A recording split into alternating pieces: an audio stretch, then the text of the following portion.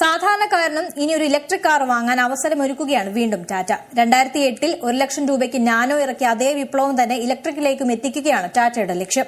അതുകൊണ്ട് തന്നെ നാനോ ലൈനപ്പിൽ ഏറ്റവും അഫോർഡബിൾ ആയ ഒരു കാർ ഒരുക്കുകയാണ് ലക്ഷ്യം. നാനോ ഇവിക്ക് ശക്തി പകരുന്നത് മികച്ച പവർ മോട്ടോറുകളാണ്. ഇതിനൊപ്പം 40 കിലോ വാട്ടിന്റെ മികച്ച ബാറ്ററി പാക്കും ഉണ്ടാവും. ഒറ്റ ചാർജിൽ 300 കിലോമീറ്റർ വരെയാണ് ഇതിന് മൈലേജ് ലഭിക്കുമെന്ന് വിശ്വസിക്കുന്നത്. അതുകൊണ്ട് തന്നെ ലോങ് ഡ്രൈവുകൾക്ക് ഏറ്റവും ബെസ്റ്റ് ഓപ്ഷനായിരിക്കും നാനോ ഇവി. അതിശയകരമായ നിരവധി സവിശേഷതകൾ ടാറ്റ നാനോ ഇവിയിലുണ്ട്. Android Auto CarPlay, Apple connectivity തുടങ്ങിയ നിരവധി ഫീച്ചറുകളും കാറിലുണ്ടായിരിക്കും. ഇതിനു പുറമെ നിങ്ങൾക്ക് 7 ഇഞ്ച് ടച്ച് സ്ക്രീനും അടക്കം പല വിധത്തിലുള്ള ഫെസിലിറ്റികളും കാറിലുണ്ടാവും. 6 സ്പീക്കർ സൗണ്ട് സിസ്റ്റത്തിനൊപ്പം ഇന്റർനെറ്റ് കണക്ടിവിറ്റി സൌകര്യവും നൽകുന്നു. ഇതിനു പുറമെ പവർ സ്റ്റിയറിംഗ്, പവർ വിൻഡോകൾ, ആന്റി പവർ വിൻഡോകൾ, anti braking locking system, automatic AC എന്നിവയുടെ സൌകര്യവും ഈ കാറിലുണ്ട്. സുരക്ഷയ്ക്കായി സെൻട്രൽ ലോക്കിംഗ് സൌകര്യവും കാറിൽ നൽകിയിട്ടുണ്ട്. നാനോ പുറത്തിറക്കിയതുപോലെ തന്നെ വളരെ ബജറ്റ് ഫ്രണ്ട്ലി ആയാണ് നാനോ ഇലക്ട്രിക്കും എത്തുക എന്നാണ് സൂചന. 3 മുതൽ 5 ലക്ഷം രൂപ വരെയാകും ഇതിന്റെ വിപണി വിലയായി പ്രതീക്ഷിക്കുന്നത്.